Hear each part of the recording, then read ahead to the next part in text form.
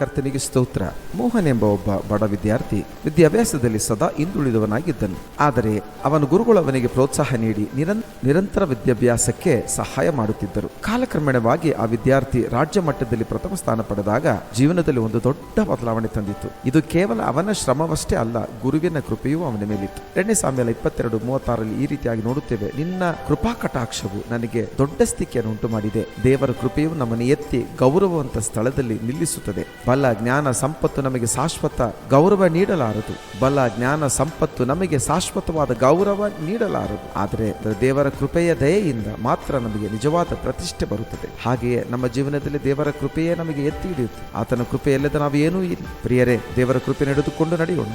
ಆ ಕೃಪೆಯ ನಮ್ಮನ್ನು ಗೌರವ ಸಿಂಹಾಸನದ ಮೇಲೆ ನಿಲ್ಲಿಸುತ್ತದೆ. ಈ ದಿನ ನಿಮಗೆ ಮತ್ತು ನಿಮ್ಮ ಕುಟುಂಬಕ್ಕೆ ಆಶೀರ್ವಾದವಾಗಿರಲಿ. ಆಮೇನ್. Praise the lord.